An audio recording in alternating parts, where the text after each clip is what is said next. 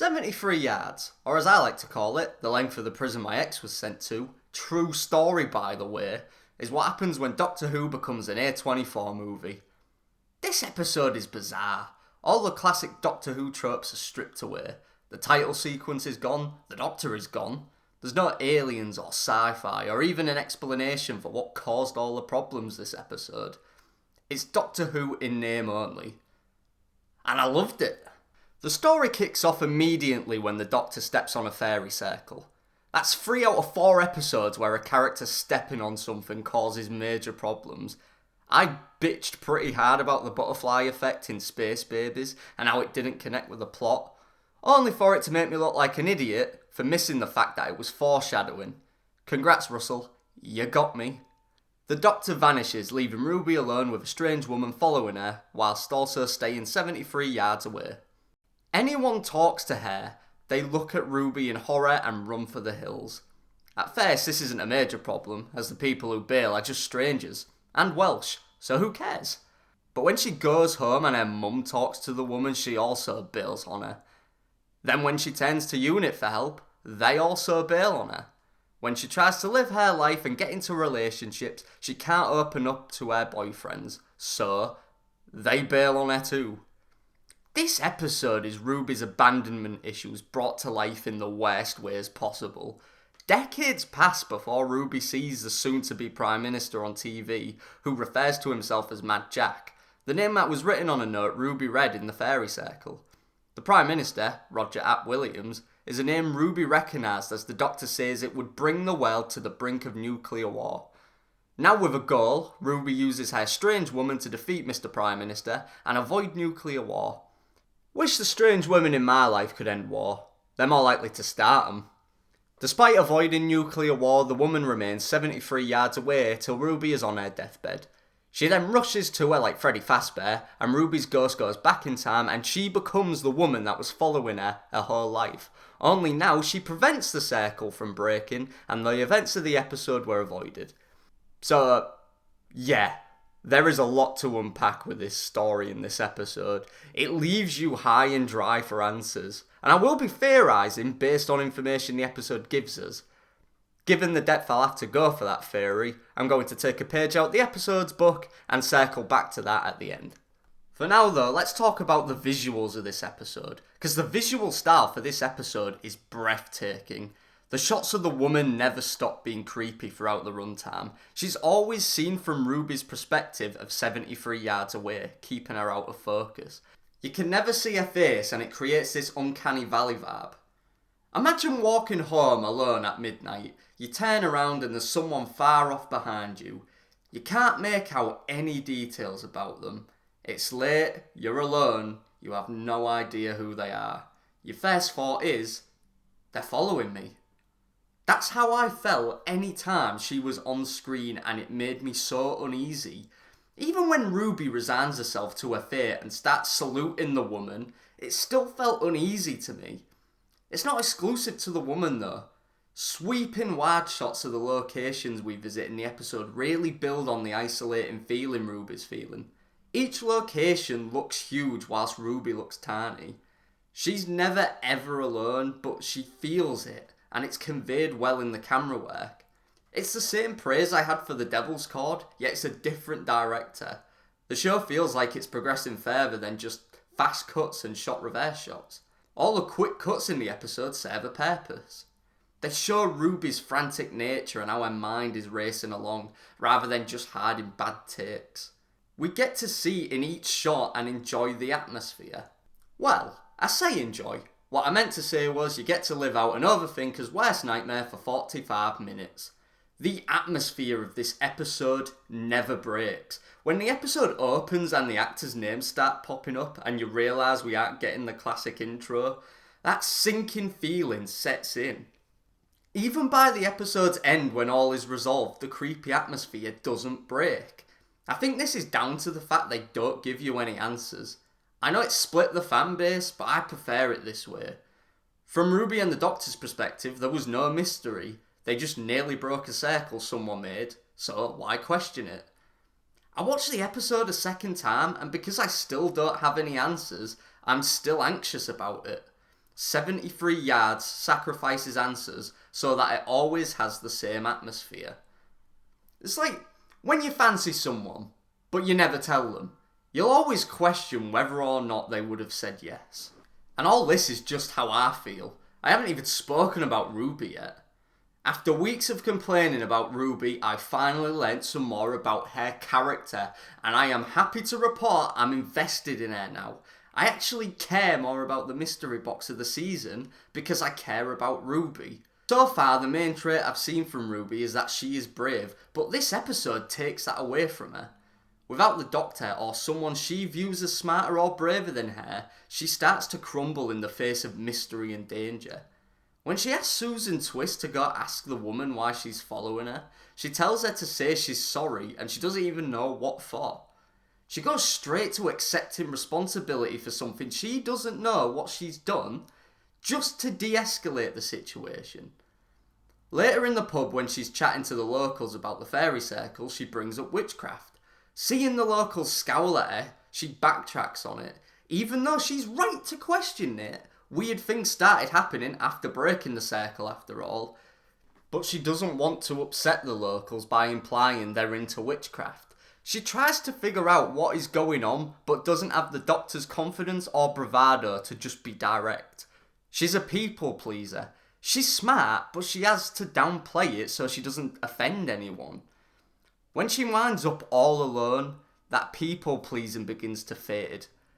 The quick moments with her boyfriends when they're breaking up is short, but she is so blunt and to the point. She basically sacrifices a young woman to a man she is sure is evil just so she can take a more effective shot at him. She's sorry for it, but she did it.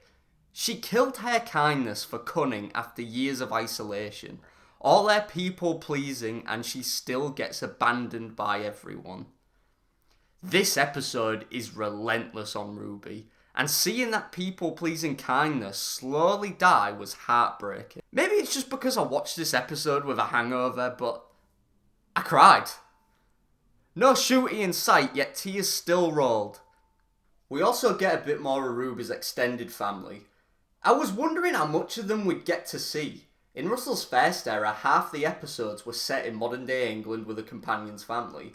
But back then we had 13 episodes. Now we have 8.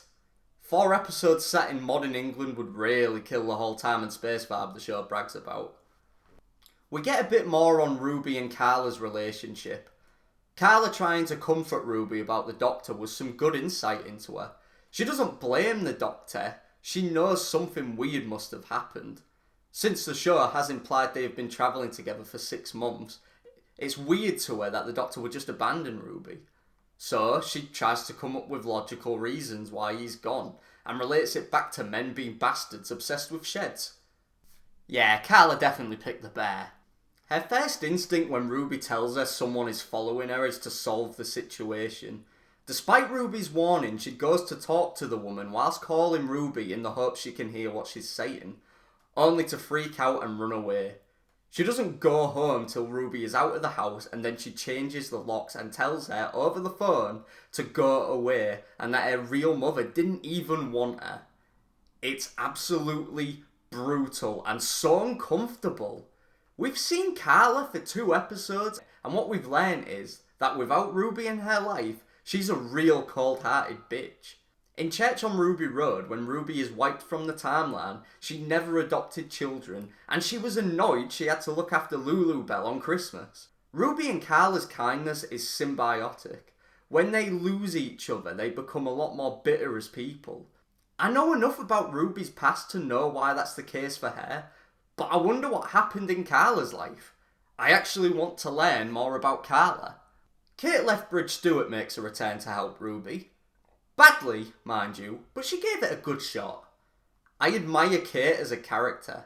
She tries to live up to her father's legacy and save the world the best she can. Saying that, I do worry what the worst she can do is though. Her track record is 50-50 at this point with handling threats. She does tell Ruby, / the audience, that more supernatural elements have been popping up lately. They've taken every precaution against the supernatural, like psychic training and silver and any other superstition you can think of. But given they end up running a mile like everyone else this episode, I'd say they're still working it out. Despite her looming presence, the woman is not actually the villain in the episode. That honour goes to Prime Minister Rishi Sunak. Oh, sorry, Roger Ap Williams. Sorry, silly me. I actually wrote that joke before finding out Rishi wants to introduce national service to the country, which turned from a funny joke to horrifyingly accurate given what Roger does in the episode. Roger is an implied villain rather than an outright one. All the bad things he does is behind closed doors, and all the worst things he does hasn't even happened yet. It is bitingly satirical of how politics work. You get faced with politicians and then get asked to pick one to run the country without truly knowing what they'll do with it. All the while, all their horrifying traits are covered up. There's a character called Marty who Roger takes an interest in. When he hears a name, he poshly snarks at it being a boy's name before walking towards her. It is heavily implied that he SA'd her. We never find out what he did to her, but much like the mystery of this episode, not knowing is what makes it more horrifying. And Aneurin Barnard, I hope I said that right, is chilling in the role. The last, 100 political characters in Doctor Who have all been idiots, stereotypes, or farting aliens. Or all of them. Regardless, all of them have been over the top. Aneurin, again, hope I'm saying it right, keeps it low key though. You get the vibe that there's something up with him, yet when he talks in interviews or to people, he's kinda charming. He's like Gus Fring when he drops the act to Walt. When you just look at the mask he presents, it's like a nice guy who you don't pay much thought to. But when the mask slips, you can never look at them the same again. Their whole character comes into question. This episode ends leaving room for him to come back, and I hope he does. I think he's a great human villain, and I would love to see him butt heads with the Doctor. By the end of the episode, Ruby has prevented the events from the episode from even happening, meaning that Roger Ap Williams is still out there in the future, undefeated. Some fans hated this and think he'll still cause a nuclear war. Personally, I don't think that's the implication. Mad Jack is a nickname Roger has because he's a jack of all trades, not because his name is Jack. Based on age and the time jump, Roger was born around the time the circle was broken and Mad Jack was released. I think Roger would have been born regardless. He isn't Mad Jack. He gets influenced by his spirit. He only refers to himself as Mad Jack once and is defeated pretty easily. There's nothing supernatural about him. Mad Jack was more a devil on his shoulder than an actual person influencing him. So, he could return in the future, but, a little less evil. Or they could full circle back around in future seasons and prevent the nuclear war again. I don't know. A lot of theories, not a lot of answers. Right. Let's try and dissect what exactly was going on this episode. Let's start with the things the episode implies or outright tells us. When Ruby goes to the local pub in Swansea and starts rambling about the fairy circle, the locals give a rundown of how it works and what it means. The circle is on a cliff where the land meets the sea, making it a connect point between worlds, kinda like how the crack works in Series 5. The circle was built on there to keep spirits locked in, one of those spirits being Mad Jack. When Ruby read the note with his name on it, it releases him, and he's something of a butcher. Now, the locals were just dicking around with Ruby as many people turn up to that village spouting about witchcraft and folklore, so they all just decided to fuck with her a bit, and none of them actually believe in it. But, since the Doctor cast Salt at the edge of the universe, superstitions had become real, and so the powers of the circle and everything it was holding in became real. Ruby, having been the one to release Mad Jack, somehow becomes linked to the circle and her future self is sent back in time, forced to watch her from 73 yards for some reason. Ruby can't get near or zoom in on her face. Everyone sees the woman from a distance and doesn't seem bothered by her. Kate suggests maybe the TARDIS landing near the circle cast a projection filter on it, which caused the woman to also have a projection filter on her. Sci-fi and supernatural basically getting merged together. Right, that's everything the episode said. So with all that information, what more can we learn about it? First things first, why did the Doctor vanish? Here's my theory. So, breaking the circle isn't what released Mad Jack. Reading the note that said rest in peace Mad Jack is what released him. Breaking the circle just made it possible for him to leave. Ruby reading the note willed him into existence. But that's not the first note Ruby read. The first note Ruby read said, "I miss you." Ruby opening the note is when the camera pans away from the Doctor. I think that reading the note, "I miss you," willed Ruby's isolation into existence. She'd miss the Doctor if he was gone, and so he vanished. Let's call this the miss you curse, just for simplicity's sake. I also think this is why everybody else abandoned Ruby when the old woman spoke to her. I don't think she actually said anything to him. The miss you note endowed Ruby's future ghost with the power to drive people away from her. Since there's two Rubies, everyone bails from both, since the spell can't distinguish the difference. But why is Ruby's ghost there? Well, if the fairy circle was designed to keep evil in, maybe it had a built-in failsafe in case it was broken to put the evil back in. Ruby reading the notes means she became the person who had to do that. But with her being a time traveller and having knowledge on the future, and the TARDIS being parked near the circle, the two things messed together like a chameleon circuit did. The circle and the TARDIS being put together is what allowed for Ruby's future ghost to be brought back to help prevent what happens in the future. But then, why does Ghost Ruby prevent the Doctor from stepping on the circle at the end of the episode? And why didn't she just do that from the start? How did any of the events of the episode actually happen? Why go around in a circle and have two separate timelines? Well, what if it wasn't actually two timelines? What if it was three and we just started on timeline 2? Hope you have a pen and paper, because we're going to get wibbly wobbly timey wimey. So, timeline 1. Ruby and the Doctor land in Wales, step on the circle and release Mad Jack. The Doctor vanishes, everything is exactly the same, except there's no ghost from 73 yards at all. The miss you note Ruby read affected her directly, which means everyone she spoke to ran away like they did when future Ruby spoke to them in timeline 2. So basically, when Ruby went to go speak to Susan Twist's character, instead of her seeing a woman behind her and going to talk to her, she just ran away from that Ruby. And when that Ruby went into the pub, everyone in there would have instantly just bailed from her. No ghost. Timeline 1 Ruby goes through years of her life without anyone ever being able to get close to her, otherwise they'd abandon her, leading her to try and communicate in other ways, like, vague hand signals from a distance. This is why future Ruby does those weird hand movements in Timeline 2. Fast forward 40 years, Roger becomes Prime Minister and starts a nuclear war. Because Timeline 1 Ruby is cursed by the miss you note, making people run away from her, she never learnt of Mad Jack from the locals. She tried to speak to them and then they ran, so she didn't get the law dump that we did. Ruby dies from the nuclear war and gets sent back to the day the circle was broken by the TARDIS and the circle, causing her to time loop. This creates the second timeline, aka the one we follow in the episode, where Ruby is being haunted by her future self, aka Timeline 1 Ruby. Timeline 1 Ruby still has the miss you curse, whereas Timeline 2 Ruby doesn't, because the presence of Timeline 1 Ruby has taken the curse back on her, so Timeline 2 Ruby is curse free and can talk to people. Timeline 2 Ruby learns about Mad Jack and the fairy circle and is able to talk to people, meaning when she sees Roger on TV, she is actually in a position to stop him, unlike Timeline 1 Ruby, who wouldn't have been able to get a job at his campaign office because of her curse.